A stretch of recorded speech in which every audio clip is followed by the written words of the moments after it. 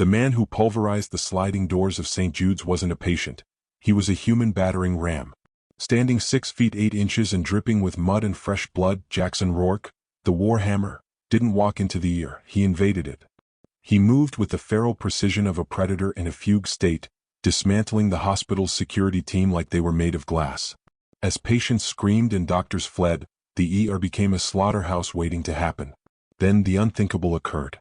Zoe Hart, the 5 feet 2 inches rookie nurse who had spent the shift being berated for her clumsy hands and fragile spirit, stepped into the path of the giant. While the police were still miles away, the girl who tripped over 4 cords 10 minutes prior didn't flinch. In a blur of motion that froze the room in disbelief, she engaged the 280-pound titan. Within seconds, the rookie had the monster neutralized, proving that the most dangerous person in the room wasn't the giant, it was the girl in the blue scrubs. Before we get deep into the story, please let me know in the comments where you're watching from. Hit subscribe if you're hooked in and ready to enjoy this story, because tomorrow, I have another beautiful story to share with you and I don't want you to miss it for anything. Now let's get into the story. The fluorescent lights of St. Jude's hummed with a headache-inducing flicker, illuminating the sterile, quiet misery of a Tuesday night. "Zoe, for God's sake, move." Dr. Aris's voice sliced through the triage station. He was the attending physician, possessed of a god complex that filled the hallway. He glared at Zoe Hart, who was currently fumbling with a blood pressure cuff. "You've been here a month and you still move like you're afraid the floor is going to bite you. You're too soft for trauma, Hart. I'm recommending your termination." Zoe flinched, her face flushing crimson as she mumbled an apology. To Aris and the rest of the staff, Zoe was a hospitality hire. A mousy girl who belonged in a quiet clinic, not the inner-city meat grinder. She kept her head down, her oversized scrubs swallowing her slight frame, her hands trembling as she organized an 4 tray. But the tremble wasn't fear, it was restraint. When Dr. Aris turned his back, Zoe's posture shifted for a fraction of a second. Her eyes, usually downcast, scanned the room with a cold, tactical sweep. She saw the exit points, the improvised weapons on the medical carts, and the blind spots of the security cameras. Then the ambulance bay doors exploded. Jackson Rourke didn't come in on a stretcher. He came in screaming, hallucinating a battlefield in the sterile hallways. When he grabbed Dr. Aris by the throat, the fragile nurse didn't scream. She moved. The antiseptic tang of the surgical wing always sat heavy in Zoe's throat, a constant chemical reminder that mistakes here weren't just embarrassing, they were fatal. She adjusted her grip on the stainless steel instrument tray, her knuckles turning white beneath the thin latex of her gloves. It was only 8 a.m., yet a sheen of cold sweat already prickled along her hairline. All she had to do was transport the sterilized kit from the prep room to operating theater 4. It was a straight line. 30 feet. A simple task for anyone who didn't possess a nervous system seemingly wired to a high-voltage battery. She moved quickly, hugging the wall, her eyes fixed on the linoleum floor tiles as she counted her steps. 1, 2, 3, just get there, Zoe. Don't look up. Don't make eye contact. The corridor was bustling with the morning rush of residents and nurses, a chaotic ballet of scrubs and stethoscopes. But the atmosphere shifted perceptibly as she neared the central station. The chatter died down, replaced by the rustle of charts and the hushed, deferential tones reserved for royalty. Or, in this hospital, for the senior attendings. In the periphery of her vision she saw him. Dr. Aris. He was standing near the main desk, a stark figure in a pristine white coat that seemed to absorb the frantic energy of the room and return nothing but cold stillness. Even in the background of the busy ward, he commanded the space. He was reviewing a file, his brow furrowed in severe concentration, his broad shoulders tense. Zoe held her breath, willing herself to be invisible, a ghost passing through walls. If she could just slip past while he was distracted, she could breathe again. She was 3 steps away from safety when a resident abruptly backed out of a doorway. Zoe swerved. It was a reflex, a jerk of her body to avoid a collision. Her hip clipped the edge of a supply cart. The impact wasn't hard, but it was enough to break the tenuous seal of her concentration. Her fingers, slick with nervous dampness inside the gloves, betrayed her. The tray slipped. Time seemed to warp, stretching into a horrific slow motion as Zoe lunged for the falling metal. She missed. Clang. The sound was catastrophic. It wasn't just a drop, it was an explosion of noise. Stainless steel hit the hard terrazzo floor with the violence of a gunshot, followed by the agonizing echoing clatter of clamps, scalpels, and forceps skittering across the tiles. The entire wing went silent. The bustling noise of the hospital evaporated, replaced by the ringing in Zoe's ears. Heat flooded her face, burning from her neck to her hairline. She squeezed her eyes shut for a heartbeat, wishing the floor would simply open up and swallow her whole. "Miss Miller." The voice was a low baritone, smooth and dark, cutting through the silence like a scalpel through silk. It wasn't a question. It was a summons. Zoe opened her eyes and looked up. Dr. Eris had turned. He was no longer in the background. He was looming over her, a monolith of judgment. He slowly lowered the chart he had been holding, his dark eyes narrowing as they swept over the scattered instruments and then locked onto her face. I'm so sorry, doctor," Zoe stammered, her voice barely a squeak. She dropped to her knees, her hands scrambling frantically to gather the soiled tools. I slipped. I'll get a fresh kit immediately." "Stop," Eris barked. The command cracked like a whip. Zoe froze, her hand hovering over a hemostat. Dr. Eris stepped closer, the polished toes of his dress shoes entering her field of vision. "This is the third time this week," he said, his voice rising, shedding its cool veneer for open irritation. "Is there a neurological issue I should be aware of? Or is this simply a profound lack of competence?" Zoe trembled.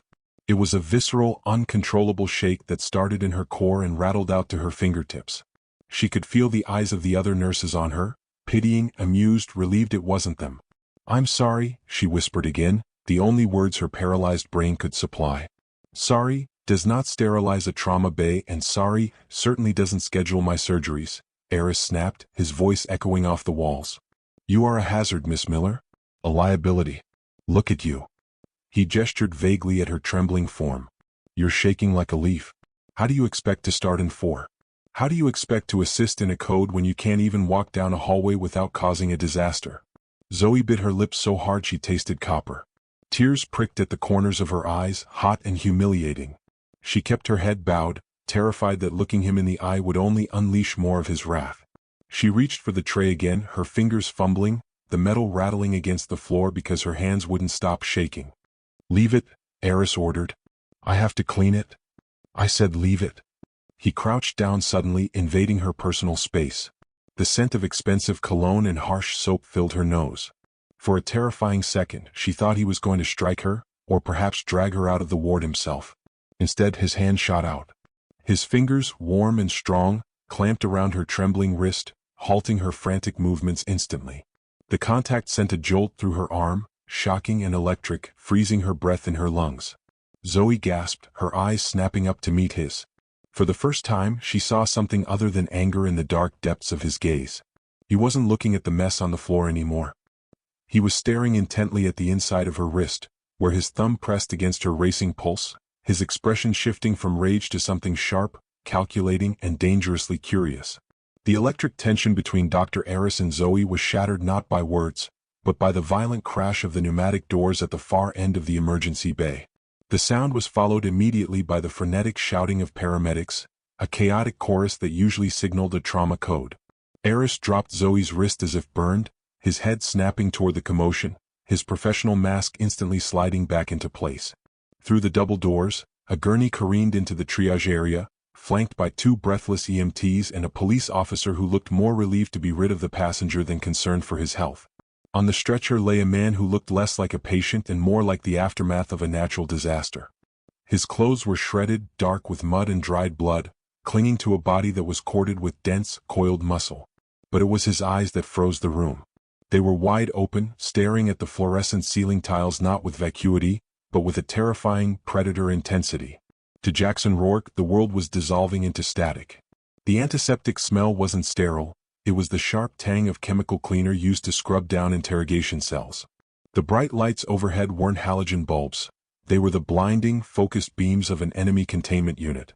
His head throbbed with a rhythmic, sickening pressure, distorting the sounds around him. The paramedic's voice listing vitals warped into the bark of a handler demanding coordinates. "Compromised. Asset is compromised." "Sir, you need to stay down," a voice commanded. A hand reached for him, a figure in blue scrubs holding a syringe. In Jackson's fractured reality, the syringe was a serum. The figure was an extractor. He moved before the nurse could depress the plunger. It wasn't the sluggish movement of a concussed man, it was a blur of kinetic efficiency. Jackson's hand shot up, clamping around the nurse's wrist with the force of a hydraulic press. He didn't speak, he didn't scream. He simply twisted. The nurse yelped, the syringe clattering to the floor as he was forced to his knees by the sheer torque applied to his joint. Restraints? Get restraints, someone screamed. Jackson sat up. The movement was fluid, unnatural for someone bleeding from a head wound. He swung his legs off the gurney, his boots hitting the floor with a heavy thud. He scanned the room, his brain tagging threats. Target 1, approaching from the left. Heavy build. Enforcer. It was the hospital security guard, a man named Paul who weighed 250 pounds and had spent 20 years bouncing at nightclubs. Paul moved in, confident in his bulk, reaching out to grapple the disoriented patient. All right, buddy, let's calm down before you hurt. Jackson didn't let him finish. He didn't see Paul. He saw a guard in tactical gear blocking his exit. As Paul lunged, Jackson stepped inside the man's guard, dropping his center of gravity. It was a move born of 1,000 drills in mud and rain. Jackson hooked an arm under Paul's armpit, grabbed the man's belt with the other hand and pivoted. The physics didn't seem to make sense. Jackson, who couldn't have weighed more than 180, used the guard's own forward momentum against him. With a guttural exhale, he hoisted the massive man into the air. Zoe, who had crept forward behind Dr. Eris, covered her mouth with both hands. Jackson launched the guard. Paul flew 4 feet through the air, his limbs flailing helplessly, before he collided with the frosted glass partition of Triage Bay 2. The glass exploded. Shards of safety glass rained down like diamonds as the metal frame buckled and the guard crashed onto an empty cot amidst a cloud of drywall dust and debris. The noise was deafening, a thunderclap of destruction that paralyzed the entire ER. Jackson stood amidst the ruin, his chest heaving, his fists clenched at his sides. He swayed slightly, the adrenaline warring with the concussion, blinking sweat out of his eyes. He looked around the terrified circle of doctors and nurses, waiting for the next wave of attack. Who is the handler? Jackson growled, his voice gravel and smoke. I won't give you the codes. Dr. Eris stepped forward. While everyone else was backing away, terrified of the human weapon in their midst, Eris moved closer, his eyes narrowed not in fear but in recognition. He watched the way Jackson held himself. The defensive posture, the spacing of his feet, the precise, lethal efficiency of the throw. Eris didn't look at the carnage. He looked at the tattoo revealed on Jackson's forearm where the sleeve had been torn away, a faded, jagged symbol that made the doctor's blood run cold. Everyone back, Eris said, his voice quiet but commanding. He took another step toward the feral man. Jackson's head snapped toward Eris. His vision blurred, the doctor's white coat merging with the white light, shifting into the silhouette of a man from his past. A man who shouldn't be there. A man who was supposed to be dead. Jackson blinked, the recognition sparking a sudden, searing pain behind his eyes. He took a staggering step forward, reaching a bloody hand out toward the doctor. You. Jackson whispered, the aggression draining away as his legs suddenly gave out. Ghost. The collapse was a ruse, or perhaps simply a momentary glitch in the soldier's firing synapses. Just as Dr. Eris reached out to steady him, Jackson surged upward with the terrifying revitalization of a man fighting for his life in a trench. The whisper of ghost vanished, replaced by a guttural roar of rage. Jackson didn't just stand, he exploded into motion. He shoved the heavy crash cart aside as if it were made of balsa wood, sending defibrillator pads and gels skidding across the floor. Eris, for all his commanding presence, was physically outmatched. He stepped back, his heel hitting the base of the nurse's station counter. He was trapped. You led them to me. Jackson screamed, his hand shooting out to seize Eris by the lapels of his white coat. The fabric tore with a sharp rip. You sold us out. 2 police officers near the entrance fumbled with their holsters, their faces pale. Taser. Taser. One shouted, but his hands were shaking so badly he couldn't disengage the safety. The distance was too short, the risk of hitting the doctor too high. They were frozen, spectators to an imminent execution. Zoe was 10 feet away. A moment ago, she had been vibrating with anxiety, terrified of Dr. Eris's judgment. But as Jackson's fist drew back, a heavy, bludgeoning hammer aimed squarely at the surgeon's temple, the static in Zoe's brain suddenly cleared. The ambient noise of the ER, the beeping monitors, the screams of the staff, dropped away into a vacuum of total silence. She didn't make a conscious decision to move. Her body simply acted, overriding her conscious mind with a buried, dormant script. She closed the distance in 2 strides. They weren't the scuffling, nervous steps of the nurse who had dropped the tray. They were silent, fluid, and predatory. As Jackson's arm swung forward, Zoe stepped into the arc of the blow rather than away from it. To the onlookers it looked like suicide. To Zoe it was geometry. She intercepted his wrist mid-swing. Her grip wasn't a desperate clawing, it was a vice. Her left hand clamped over his radial nerve while her right hand snaked under his forearm, locking his elbow in a hyperextended cradle. Jackson's eyes widened. The momentum of his punch was suddenly no longer his own. Zoe pivoted on her lead foot, sinking her hips below his center of gravity. It was a textbook exploitation of leverage, the kind of mechanics that rendered size irrelevant.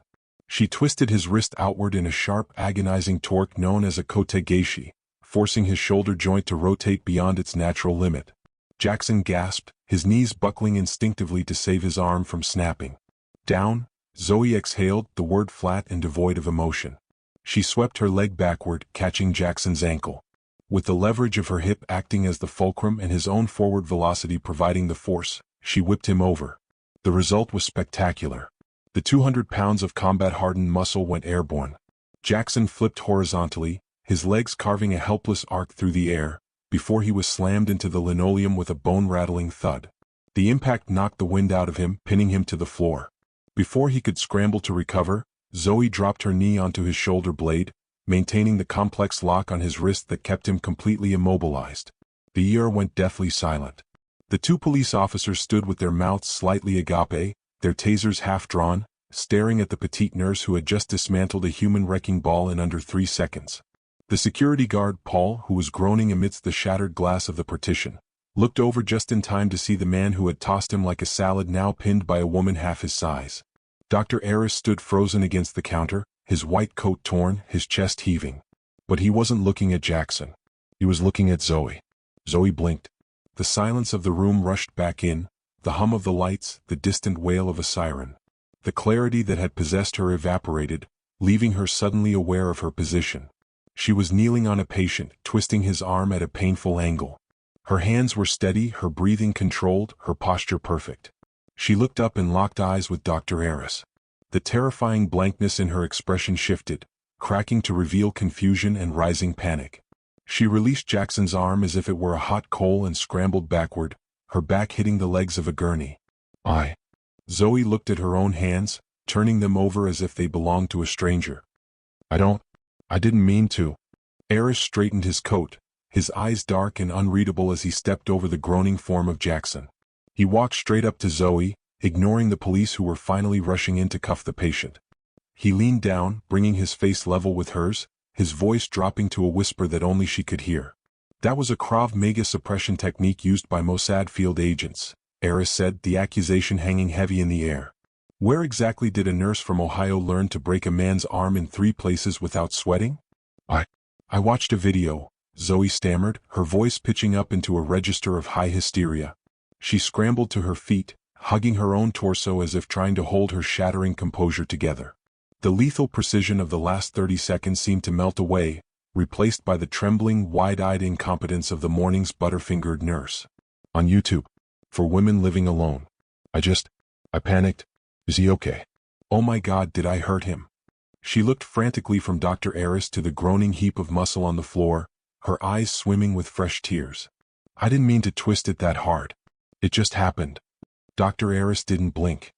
He stood motionless amidst the chaos of the ER, the shouts of the police officers securing Jackson to the gurney washing over him like background static. His gaze remained fixed on Zoe, dissecting her. He had been a surgeon for 15 years. He knew the difference between a reflex and a technique. He knew the difference between panic and execution.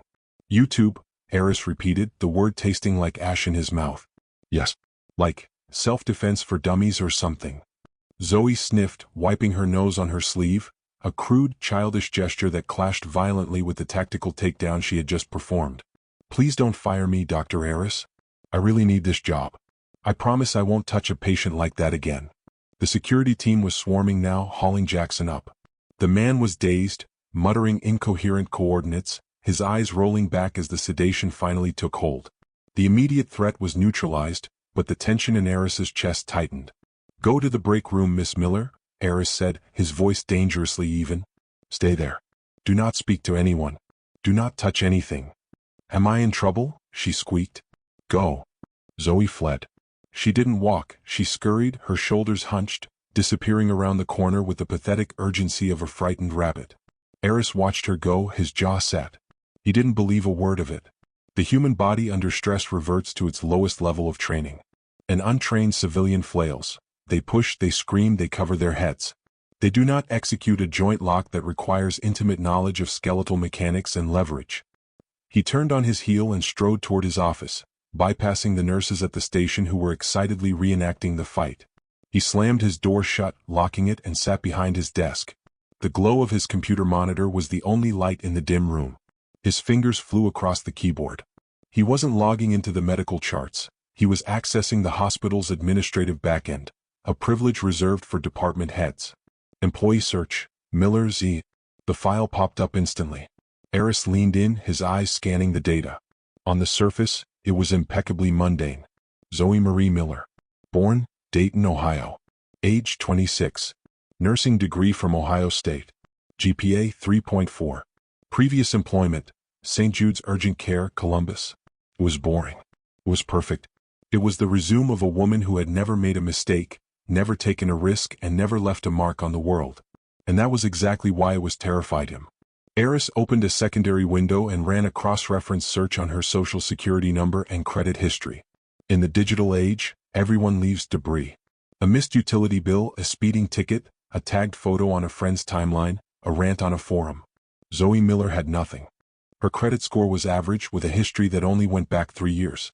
Her social media presence consisted of a Facebook account created 2 years ago, featuring generic photos of landscapes and coffee cups, with 0 tagged photos of her face.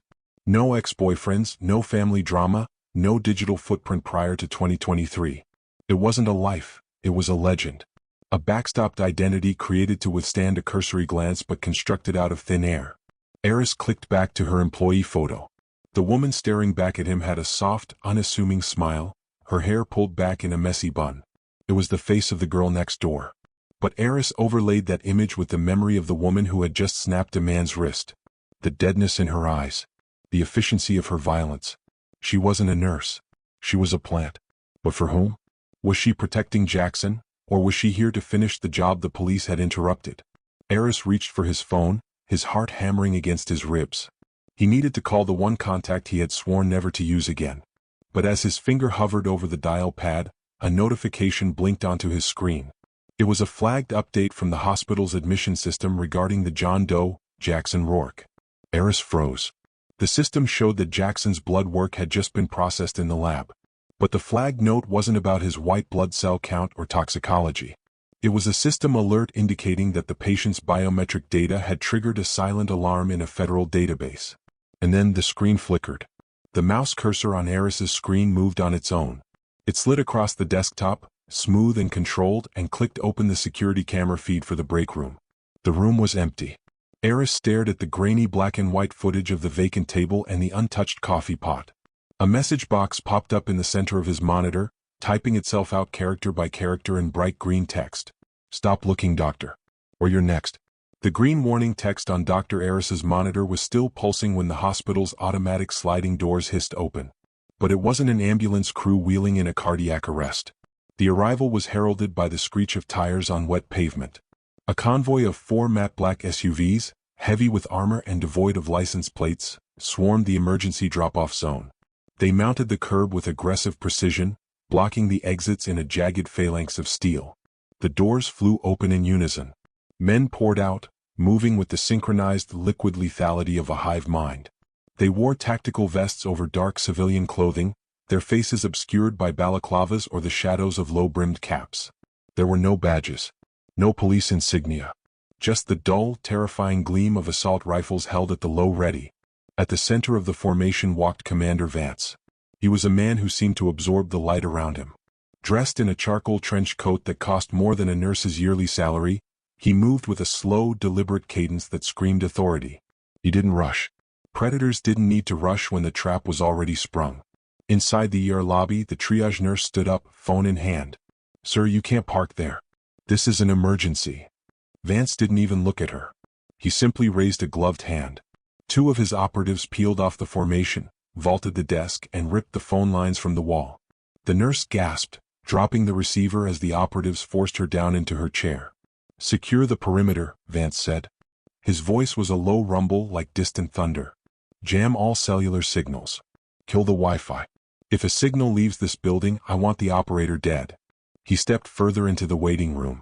The air grew heavy, the usual chaotic noise of the hospital strangled into a fearful silence. Patients clutched their children. Residents froze mid-stride. Vance walked past them, his eyes scanning the floor. He stopped at the wreckage of Triage Bay 2, the shattered glass partition, the overturned crash cart. He nudged a piece of broken glass with the toe of his boot. "Messy," he murmured. A low groan came from the debris. Paul, the security guard Jackson had tossed through the window, was propped up against the wall.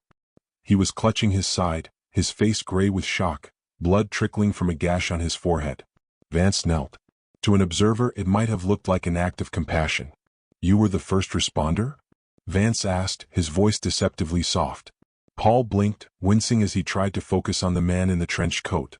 Yeah, that guy, he's a monster. Threw me like I was nothing. I'm gonna sue the city." "Did he speak to you?" "Something about codes," Paul wheezed, coughing up a speck of blood. "And handlers. Look, buddy, I need a doctor. My ribs are messed up." Vance nodded slowly. "You've been exposed to Class A classified intelligence," he said, sounding almost bored. "That makes you a contamination risk." "What?" Vance reached inside his coat. He didn't draw a badge. He drew a suppressed pistol. The movement was so smooth, so practiced, that Paul didn't even have time to widen his eyes. Vance placed the muzzle against the guard's chest, right over the heart. "Sanitize," Vance whispered. "What?" The sound was sickeningly quiet, a sharp cough of compressed air followed by the heavy chime of a brass casing hitting the terrazzo floor. Paul slumped sideways, his complaints silenced forever. For a second, the room didn't understand what had happened. Then the blood began to pool. A scream ripped through the lobby, shrill and terrifying. It came from a mother near the vending machines. "Silence," Vance roared. He didn't shout, he projected. The command hit the room like a physical blow. He stood up, holstering the weapon with casual indifference. "This facility is now under federal containment protocol. We are hunting a biological asset. Anyone who attempts to leave will be neutralized. Anyone who attempts to contact the outside world will be neutralized." He tapped his earpiece, his eyes sweeping the terrified room. "Sweep the floors. Floor by floor. Room by room. Find Rourke. And find the woman who helped him." Upstairs, on the third-floor landing, Zoe watched through the crack in the stairwell door. She had seen the execution. She had seen the face of the man she had spent 3 years running from. Her breath hitched in her throat. Commander Vance. The architect. She wasn't safe. The mask she had worn for years, the clumsy, sweet nurse, had shattered the moment she broke Jackson's arm. They knew. Zoe turned to run, her sneakers squeaking softly on the linoleum. She needed to get to the roof. She needed an extraction route. But as she spun around, a hand shot out from the shadows of the stairwell above her. It wasn't a tactical glove. It was a hand wrapped in bloody bandages. The hand clamped over her mouth, stifling her scream. A heavy, muscular body slammed her against the concrete wall, pinning her with crushing force. "You," a voice growled in her ear, a voice that sounded like gravel grinding in a mixer. Zoe's eyes went wide. Staring down at her, flushed with sedation but burning with adrenaline, was Jackson Rourke. He had ripped through his restraints. And he looked ready to kill the only person who had managed to put him down. "You're one of them," Jackson hissed, tightening his grip on her throat. "Tell me why I shouldn't snap your neck right now." The gunshot from the lobby echoed through the ventilation shafts like a thunderclap trapped in a tin can. To the uninitiated, it might have sounded like a dropped heavy object, but Zoe knew better. She knew the distinct, flat crack of a suppressed round finding its target. She stood in the corridor, the mask of the clumsy, terrified nurse sliding off her face like water off oiled silk. Her heart rate didn't spike, it steadied. Her breathing deepened. The trembling hands that had dropped the tray in Chapter 1 were now rock-steady as she reached into the pocket of her scrubs and pulled out a stolen vial of epinephrine and an 18-gauge needle. Vance was downstairs. The perimeter was breached. She had maybe 3 minutes before the sweep teams reached the trauma wing. Zoe spun on her heel and sprinted, not away from the danger, but toward the room where they were keeping the wild animal she had just sedated. The police officer who had been guarding Trauma Room 4 was gone, likely drawn toward the carnage in the lobby. The door was ajar. Zoe slipped inside, The room bathed in the eerie red glow of the standby lights. Jackson Rourke lay strapped to the gurney, his chest rising and falling in the heavy rhythmic slumber of a chemically induced coma. His massive frame looked almost peaceful, save for the brutal bruising blooming on his wrist where she had nearly snapped the bone. "I'm sorry about this," Zoe whispered, though there was no time for guilt. She moved with the efficiency of a pit crew mechanic. She didn't bother finding a vein, there wasn't time. She popped the cap off the vial, drew the clear liquid into the syringe, and jammed the needle straight into the meat of his thigh, right through his shredded tactical pants. She depressed the plunger. 1 milligram of pure adrenaline. For 3 seconds nothing happened. Then Jackson's eyes flew open. It wasn't a waking, it was a resurrection. He inhaled sharply, a sound like a vacuum seal breaking, his back arching off the mattress. The leather restraints groaned under the sudden, explosive tension of his muscles. He thrashed, his mind still trapped in the nightmare of the interrogation room, or perhaps a battlefield in a country that didn't officially exist. He let out a roar, a raw sound of fury that vibrated in Zoe's chest. "Quiet," Zoe hissed. She leaned over him, grabbing his face with both hands, forcing him to look at her. "Look at me, Rourke." Jackson's eyes were wild, darting frantically, the pupils blown wide. He saw an enemy. He saw the extractor. He lunged upward, his teeth bared, snapping inches from her nose. The restraints held, but the metal frame of the bed screeched against the floor. "They are here," Zoe said, her voice hard and commanding, cutting through his delirium. "Vance is downstairs. Do you hear me? The architect is in the building." The name hit him like a physical blow. Jackson stopped thrashing. He blinked, the fog of the sedative burning away under the chemical fire of the adrenaline. He focused on her face, the nurse with the messy bun, the one who had put him on the floor. "You," he rasped, his voice sounding like it was dragged over broken glass. "You're the asset." "I'm your exit strategy," she corrected. She reached down to his wrist restraints. Her fingers moved in a blur, manipulating the locking mechanism with a bobby pin she pulled from her hair. "But you need to focus. Your heart rate is going to hit 200. You're going to feel like your chest is exploding. Use it." The first cuff clicked open. Then the second. Jackson sat up, gasping, clutching his chest. He looked at his freed hands, then at Zoe.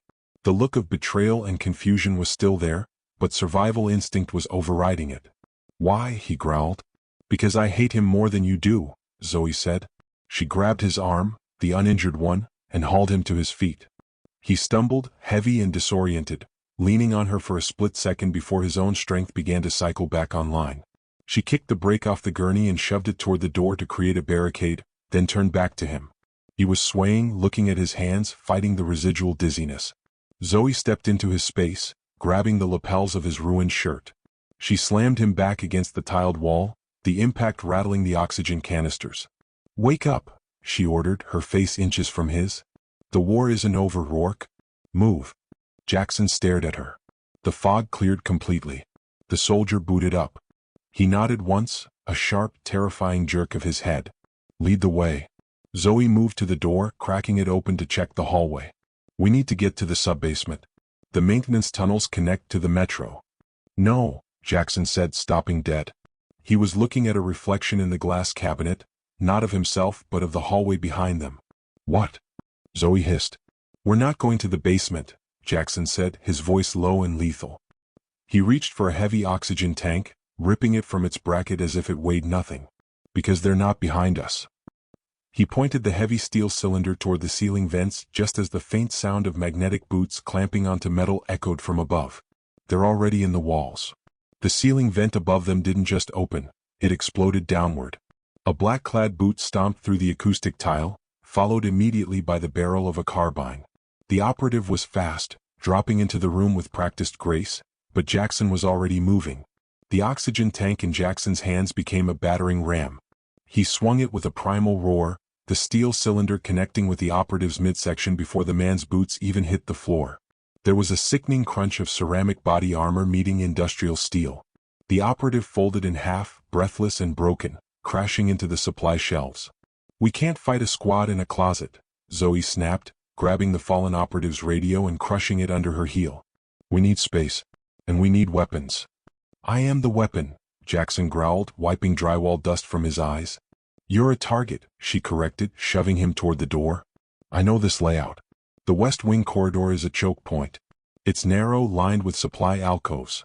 We turn it into a kill box. They burst into the hallway. The hospital was eerily quiet, the lockdown having funneled civilians into safe zones, leaving the sterile white corridors empty save for the flickering red of the emergency strobes. Zoe didn't run for the exit. She ran for the crash carts lined up against the wall.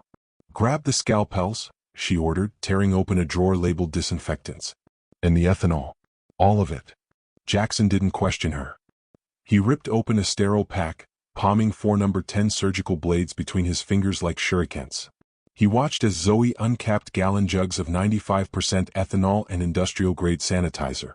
She wasn't making a bomb, she was painting the floor.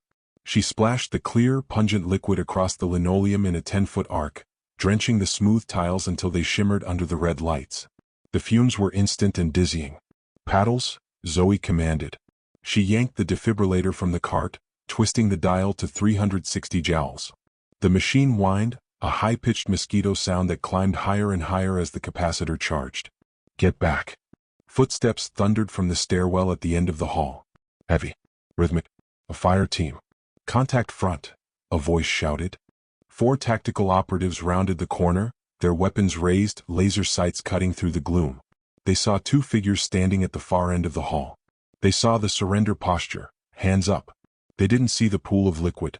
The lead operative charged, his boots hitting the slick ethanol. Friction vanished. His feet flew out from under him, sending him crashing hard onto his back. The man behind him tripped over the fallen leader, the tight formation collapsing into a tangle of limbs and sliding bodies. "Now!" Zoe screamed. She didn't throw the paddles. She dropped them. The coiled wires unspooled as the electrodes hit the ethanol-soaked puddle. Zap. It wasn't enough to kill, but the electric current traveled through the liquid, conducting instantly into the soaked tactical gear of the men struggling on the floor. Their bodies seized. Muscles locked in agonizing spasms. They screamed, convulsing as the defibrillator discharged its payload into the wet circuit. Jackson launched himself.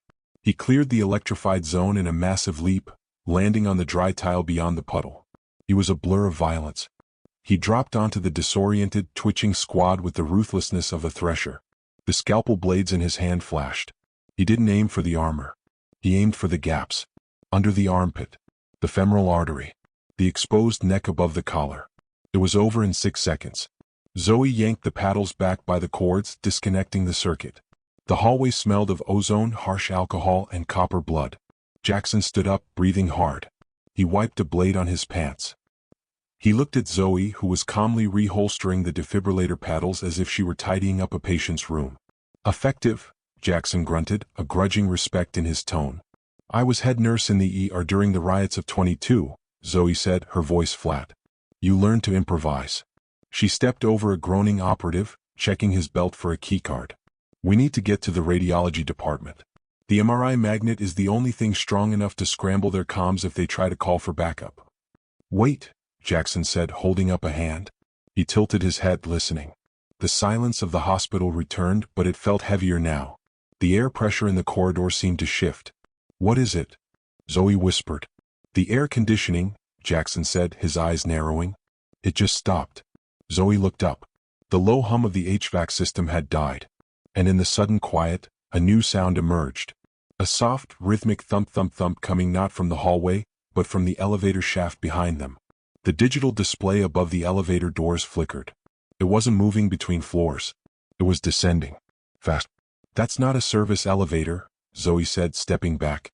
"No," Jackson said, gripping a bloodied scalpel tighter. "That's the heavy freight lift. It's rated for 4 tons. The doors groaned, metal protesting against metal, and slowly began to slide open. A cold, white mist rolled out from the cabin, liquid nitrogen. And through the mist, a shadow emerged. It wasn't a squad of men. It was a single silhouette.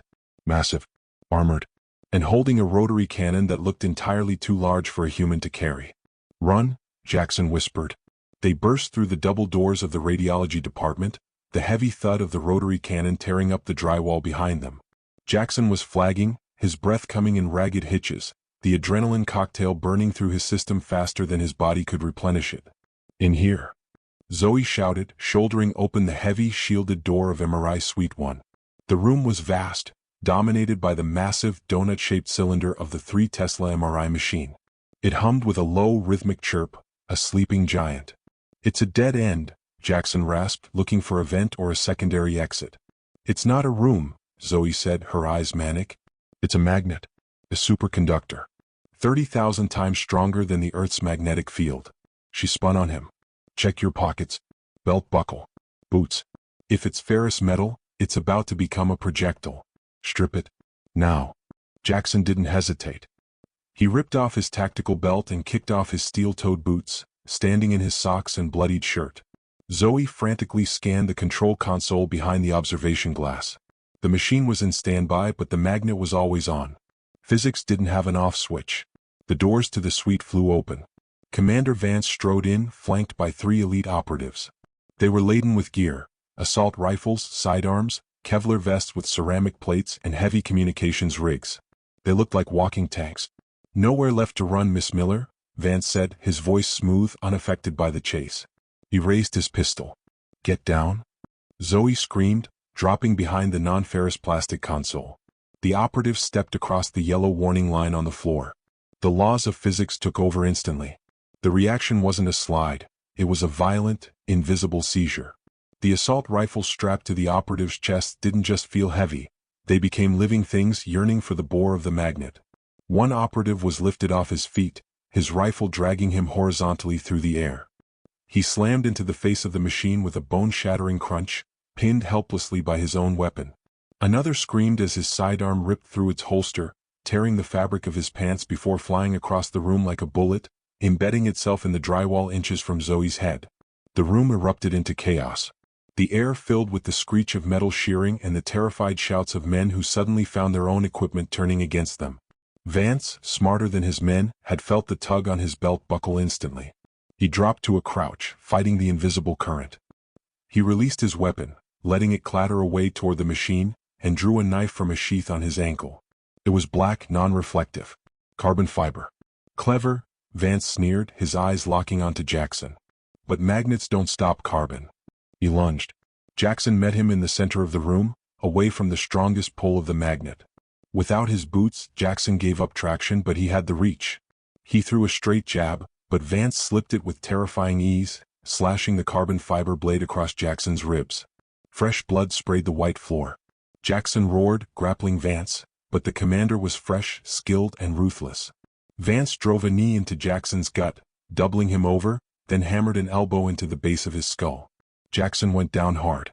Vance was on him instantly, the knife raised for a killing stroke. "Asset decommissioned," he whispered. "Hey." Vance looked up. Zoe was standing inside the yellow zone. She held a heavy red canister in her hands, a fire extinguisher. But it wasn't aluminum. It was old school. Steel. She didn't throw it at Vance. She threw it past him into the magnetic field's sweet spot. "Duck," she shrieked. Jackson flattened himself against the floor. The magnet grabbed the steel canister. It accelerated instantly, becoming a 40-pound cannonball moving at highway speeds. Vance turned just in time to see the red blur. The extinguisher slammed into Vance's shoulder with the force of a sledgehammer. The sound of cracking bone was audible even over the hum of the machine. Vance was launched sideways, spinning through the air before crashing into the far wall, the knife skittering from his paralyzed hand. Silence fell over the room, save for the groans of the operatives pinned to the machine.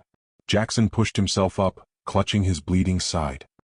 He looked at Vance, who was slumped unconscious against the wall, his arm twisted at an unnatural angle. Then he looked at Zoe, who was trembling, her chest heaving. "You missed his head," Jackson grunted, limping toward her. "I wasn't aiming for his head," Zoe said, her voice shaking. "I'm a nurse. I took an oath to do no harm." Jackson looked at the carnage around them, the broken men, the blood, the unconscious commander.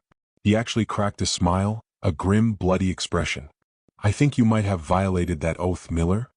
Zoe moved to help him, but a sound stopped them both. It wasn't the police. It wasn't reinforcements. It was a low, rising wail coming from the hospital's PA system. A computerized voice, calm and terrifying, began to broadcast. "Code Black initiated. Containment breach in Sector 4. Sterilization protocol active. T-2 minutes to atmospheric purge." Jackson's face went pale. "Sterilization protocol? They're not sending a SWAT team anymore," he said, grabbing Zoe's hand and pulling her toward the emergency exit. They're venting the oxygen. They're going to suffocate the entire building. The hiss of the atmospheric purge was cut short by a sound far more piercing and immediate, the chaotic, wailing symphony of a dozen police cruisers screeching into the hospital bay. Jackson and Zoe burst through the emergency exit doors onto the loading dock, gulping down lungfuls of the cool, damp night air. The sterilization had failed, interrupted by the sheer volume of the civilian response. Vance's team, for all their elite training, couldn't slaughter a city police force without starting a national war. They would be retreating, dissolving back into the shadows to cut their losses. Blue and red strobe lights painted the wet pavement, blindingly bright. Officers were already swarming the perimeter, guns drawn, shouting orders at the confused medical staff huddled by the ambulances. Hands in the air. Get on the ground. Jackson stumbled, his adrenaline finally crashing.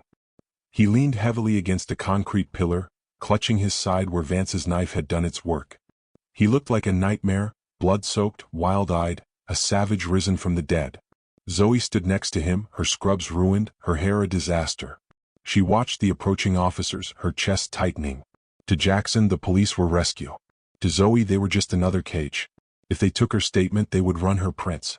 If they ran her prints, the clean, boring file of Zoe Miller would evaporate, revealing the redacted, dangerous truth beneath. The Butterfingers nurse had killed a man's career tonight, and nearly killed several operatives. That wasn't self-defense. That was tradecraft. You need a medic, Zoe said, her voice quiet amidst the shouting. Jackson looked at her. He saw the shift in her stance, the way she angled her body away from the light, the way she scanned the perimeter for the blind spots in the police cordon. He realized instantly that she wasn't waiting for help. You're not staying, he stated. It wasn't a question. I was never here, Zoe replied, stepping back into the shadow of the dumpster. Zoe Miller just quit. Without notice. A pair of officers spotted Jackson. Hey, you by the pillar. Show me your hands. Jackson looked at the cops, then back at the woman who had saved his life. He owed her a debt that blood alone couldn't pay. He pushed himself off the pillar, stepping squarely into the spotlight, drawing every eye and every weapon toward his massive frame. I am the target. Jackson roared, raising his bloody hands high. I have the intel. Get a federal marshal down here now. The officers swarmed him, shouting, blocking their view of the alleyway behind him. In that split second of distraction, Zoe met Jackson's eyes one last time. There were no words, just a grim, sharp nod of acknowledgement, a soldier saluting a spy. When the officers finally shoved Jackson against the wall to cuff him, the space beside the dumpster was empty. The only trace that she had ever been there was a single bloody footprint on the asphalt, already washing away in the rain. 3 hours later, the neon sign of Sal's 24-hour diner buzzed with the hypnotic rhythm of a failing electrical short. It was 40 miles north of the city, a place where truckers and insomniacs came to pretend the world wasn't turning. Zoe sat in a corner booth, her back to the wall, watching the door. She looked different. The scrubs were gone, replaced by oversized gray sweatpants and a thick hoodie she'd lifted from a gym bag in the hospital locker room before slipping out. Her hair was down, wet from the rain, shadowing her face. A waitress with tired eyes poured black coffee into a chipped mug. You want pie, honey? You look like you need pie. Just the coffee, thanks, Zoe said, her voice raspy. On the small television mounted above the counter, the breaking news banner flashed red. A reporter stood in front of the hospital, rain lashing against her trench coat. Authorities are describing it as a violent psychotic break by a patient that resulted in a massive gas leak and structural damage to the radiology wing. While several injuries are reported, police have confirmed that the suspect, identified as a John Doe, is in custody. Curiously, hospital administration reports that a member of the nursing staff is currently unaccounted for. Zoe blew on the steam rising from her cup. A gas leak. A psychotic patient. Vance's cleanup crew worked fast. They were already spinning the narrative, burying the truth under layers of bureaucracy and lies. Jackson was alive, but he was back in the system. Whether he survived what came next was up to him. She reached into the pocket of her hoodie and pulled out a burner phone she had kept hidden in a hollowed-out book in her apartment for 3 years. She hadn't touched it since she left the life, since she decided to try being normal. Her hands, which had trembled so convincingly over a tray of surgical instruments just this morning, were perfectly steady now. She powered on the device. It took a moment to find a signal. She typed a single text message to a number that didn't exist in any public directory. Active. She placed the phone on the table and took a sip of the bitter, scalding coffee. The Butterfingers nurse was dead. The ghost was back. As she stared out the window at the rain-slicked highway, the phone buzzed once. A coordinate. The Tom. Zoe finished her coffee, left a $10 bill on the table, and walked out into the night. She didn't look back. But as she stepped into the darkness, a black sedan with tinted windows slowly pulled out of the shadows of the parking lot, its headlights flicking on to illuminate her path. Look, Zoe just gave up her entire life and risked federal prison to save Jackson. The least you can do is risk a finger cramp to hit that subscribe button. Seriously, if this video doesn't get enough engagement, the algorithm buries them, Commander Vance wins, and Volume 2 never happens. Do you want the bad guys to win? I didn't think so. Like the video to save them, and comment below on who was in that black sedan.